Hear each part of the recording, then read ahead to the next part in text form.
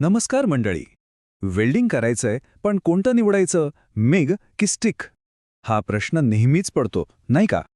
आज आपण याच दोन मोठ्या पद्धतींमध्ये म्हणजे GMAW आणि SMAW मध्ये काय फरक आहे हे अगदी सोप्या भाषेत समजून घेणार आहोत. चला तर मग सुरू करूया. सगळ्यात महत्त्वाचा प्रश्न, आपल्या कामासाठी नक्की कोणती वेल्डिंग बेस्ट आहे? आजच्या या चर्चेतून आपण याच प्रश्नाचं उत्तर शोधणार आहोत. म्हणजे बघा, पुढच्या वेळी निर्णय घेताना अजिबात गोंधळ उडणार नाही. तर आपल्या समोर आहे दोन तगडे स्पर्धक. एका बाजूला आहे वेगवान आणि एकदम आधुनिक GMAW म्हणजेच आपलं मिग वेल्डिंग, आणि दुसऱ्या बाजूला आहे एकदम भरोशाचं आणि टिकाऊ SMAW म्हणजे स्टिक वेल्डिंग. बघूया या स्पर्धेत कोण जिंकतंय. चला तर मग सुरुवात करूया आपल्या पहिल्या स्पर्धकापासून.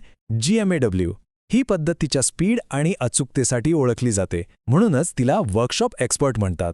बरं, मग ही GMA पद्धत नक्की चालते तरी कशी? सोपा आहे.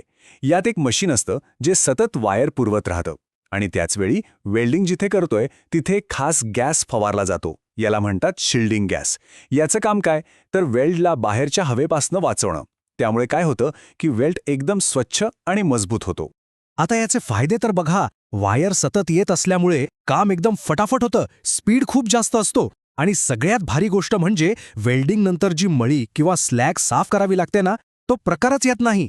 म्हणजे साफसफाईचा वेळ वाचला. शिवाय जवळजवळ 98% धातू वापरला जातो, म्हणजे वेस्टेज जवळपास 0. पण थांबा, प्रत्येक गोष्टीला दुसरी बाजू असतेच. GMAW बाहेर म्हणजे मोकळ्या जागेत वापरणं जवळजवळ अशक्य आहे. का? अहो, साधा विचार करा. जर वारा सुटला तर तो शिल्डिंग गॅस तर उडूनच जाईल ना, मग वेल्डिंग कसं होणार? शिवाय यासाठी धातू अगदी चकचकीत स्वच्छ लागतो. आणि हो, सुरुवातीचा खर्च म्हणजे मशीन, सिलेंडर वगैरे तो थोडा जास्त असतो.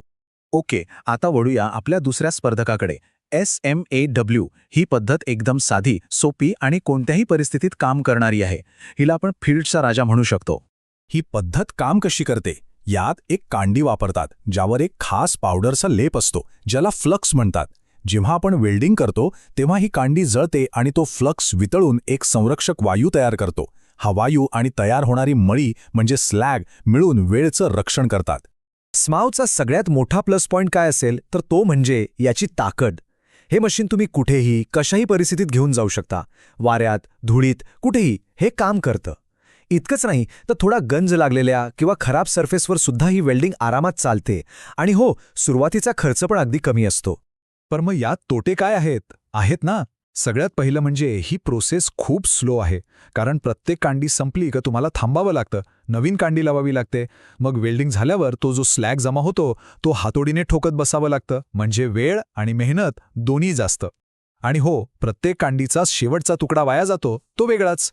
ओके, तर मग स्पीड, साफसफाई हे सगळं ठीक आहे, पण मूळ मुद्दा पैशाचा आहे. खिशाला कोणती पद्धत परवडते, कोणती स्वस्त पडते? चला आता जरा खर्चाचं गणित बघूया. एक साधा विचार करूया. असं म्हणतात की वेळ म्हणजे पैसा. मग जर वेळ वाचत असेल तर पैसे पण वाचलेच पाहिजेत, बरोबर? वेल्डिंगच्या जगात तर हे अगदी तंतोतंत लागू होतं. आणि याचं उत्तर आहे हो, नक्कीच. GMAW इतकी फास्ट आहे की तुमचं काम झटपट होतं. आणि याचा थेट परिणाम काय होतो तर मजुरीच्या खर्चात चक्क 30 ते 40% बचत होते. विचार करा, मोठ्या प्रोजेक्ट्समध्ये ही किती मोठी रक्कम असेल. आता हा तक्ता बघा, म्हणजे सगळा हिशोब तुमच्या लक्षात येईल. स्टिक वेल्डिंगमध्ये कांडीचा तुकडा वाया जातो, मटेरियल लॉस. मिगमध्ये असं काहीच नाही. गॅसचा खर्च? मिगमध्ये माइल्ड स्टीलसाठी CO2 सारखं स्वस्त गॅस चालतो. आणि सगळ्यात मोठा फॅक्टर मजुरीचा खर्च, तो मिगमुळे प्रचंड वाचतो. त्यामुळेच मोठ्या कामांसाठी विचार केला तर मिग वेल्डिंगच स्वस्त पडते. तर आपण दोन्ही पद्धतींचे फायदे तोटे पाहिले, खर्चाचा हिशोबही बघितला. मग आता येऊया अंतिम निर्णयावर. आपल्या कामासाठी नक्की निवडायचं तरी काय? हा तक्ता म्हणजे एक प्रकारे फायनल राऊंडअप आहे. बघा, GMAW म्हणजे सलग वायर, कमी वेळ पण फक्त आतल्या कामासाठी आणि साफसफाई नाही. तर SMAW म्हणजे स्टिक, जास्त वेळ पण बाहेरच्या कामासाठी एकदम बेस्ट. आणि हो, साफसफाई मात्र करावी लागते. यावरूनच आपल्याला कळतं की कुठली पद्धत कुठे वापरायची. समजा तुम्हाला कारखान्यात काम करायचंय, जसं की गाड्यांच्या बॉडी बनवणं किंवा मोठं फॅब्रिकेशन. जिथे स्पीड महत्त्वाचं आहे तिथे डोळे झाकून GMAW वापरा. पण जर तुमचं काम साईटवर आहे, बांधकाम, पाईपलाईन किंवा कुठे बाहेर दुरुस्ती करायची असेल, तर तिथे SMAWला तोड नाही. म्हणजे या सगळ्या चर्चेचं सार काय?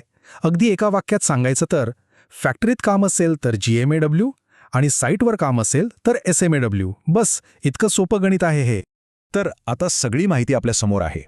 मग आता प्रश्न हा आहे की तुमच्या पुढच्या प्रोजेक्टसाठी तुमच्या कामाचं स्वरूप पाहून तुम्ही कोणती पद्धत वापराल, GMAW की SMAW? जरा विचार करा.